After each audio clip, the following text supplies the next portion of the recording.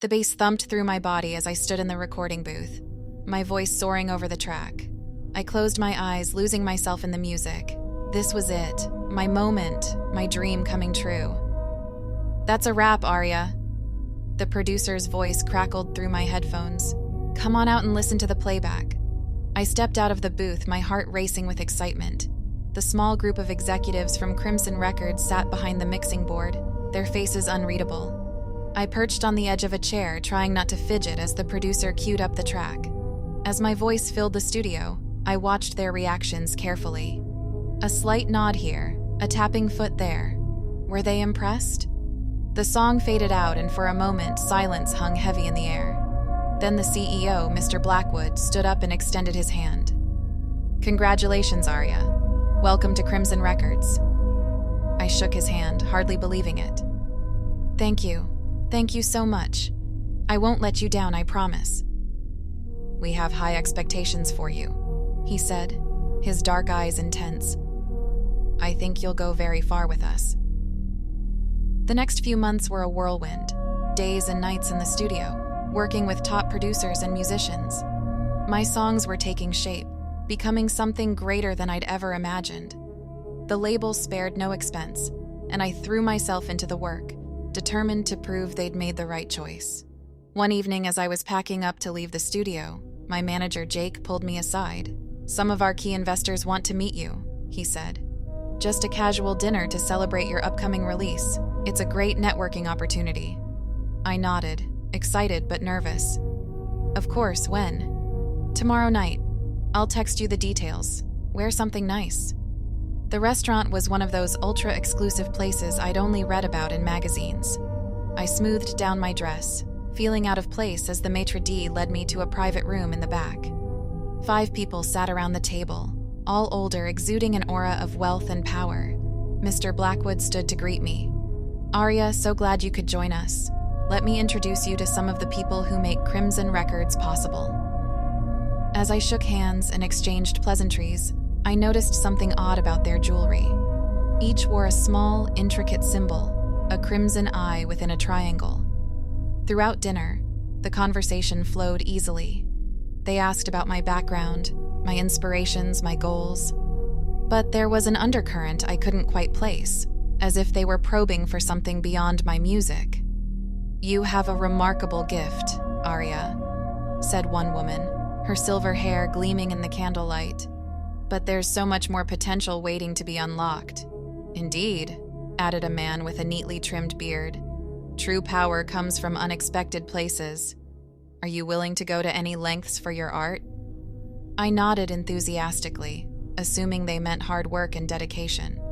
"Absolutely. Music is everything to me." They exchanged knowing glances. Mr. Blackwood raised his glass in a toast. "To new beginnings, and to Aria's bright future with Crimson Records." As we clinked glasses, a shiver ran down my spine.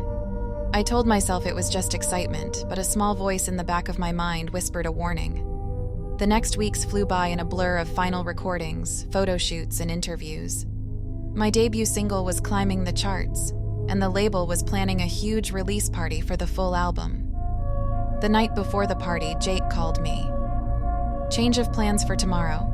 The party's being moved to Mr. Blackwood's private estate. Very exclusive. Wear red, it's kind of a theme." I arrived at the sprawling mansion the next evening, my red dress shimmering in the warm glow of torchlight that lined the driveway. A valet took my car, and I was escorted inside by silent attendants in crimson robes. "This is intense," I muttered, taking in the ornate decor and the guests in their red finery. I mingled for a while, sipping champagne and accepting congratulations. But something felt off. Where was the press, the industry people I'd expected to see? Just as I was about to find Jake and ask what was going on, Mr. Blackwood appeared at my elbow. "Aria, my dear, it's time for the main event. Follow me." He led me down a long hallway and through a heavy wooden door. We descended a winding staircase, the air growing cooler and damper. My heart began to race. This was wrong, all wrong.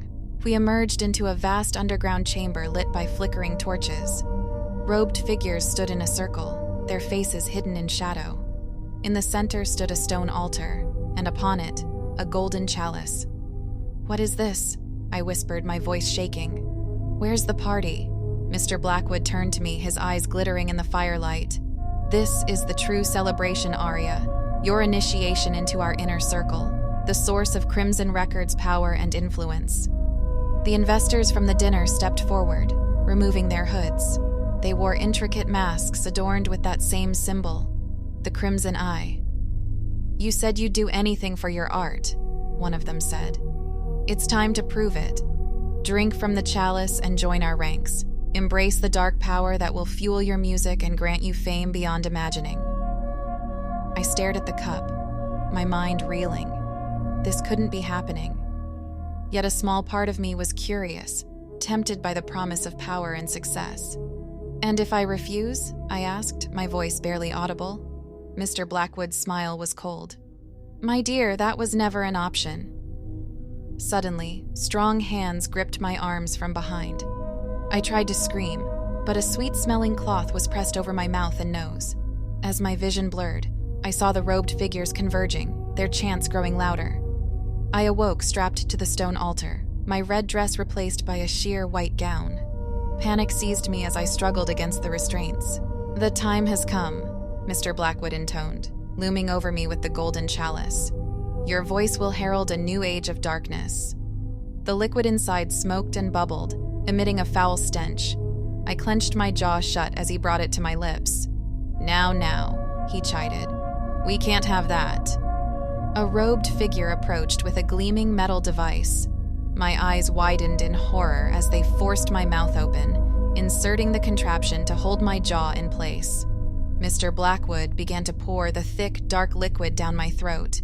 It burned like acid, and I choked and sputtered, unable to stop it from sliding down. As the last drop fell, the chanting reached a fever pitch. My body began to convulse, every nerve on fire. I could feel something awakening inside me, something ancient and terrifying. My voice erupted from my throat in an inhuman wail, the sound shattering the golden chalice and extinguishing the torches. In the pitch darkness, I heard gasps of awe and terror from the cultists. When the lights flickered back to life, I stood unbound before the altar. My skin shimmered with an unearthly gleam, and my eyes blazed with crimson fire. "It is done," Mr. Blackwood whispered, dropping to his knees. "All hail our dark muse." As the others bowed before me, I felt the power coursing through my veins. Part of me screamed in silent horror at what I'd become, but it was drowned out by an overwhelming hunger for more. I opened my mouth to sing, and a sound unlike anything human erupted from my throat. The cultists fell into a trance, swaying to the otherworldly melody. Months passed in a blur of recording sessions and dark rituals. My debut album dropped, and the world fell under its spell. It went multi-platinum within weeks. Critics raved about the haunting quality of my voice, unaware of its true source. My tour sold out in minutes, stadiums packed with fans eager to experience my music live. Little did they know, each concert was a mass ritual, feeding the insatiable entity that now lived within me. Album after album, each one platinum, each one drawing more souls into our web. The music industry whispered about my unprecedented success, the way I seemed to never age, the hypnotic effect I had on audiences. But in rare moments of clarity, usually in the dead of night, I'd catch a glimpse of my reflection. Eyes glowing crimson, skin shimmering with an unearthly light. In those moments, I remembered the girl I used to be, and I wept for her. Then the hunger would return, and with it, the insidious melodies that would bring the world to its knees.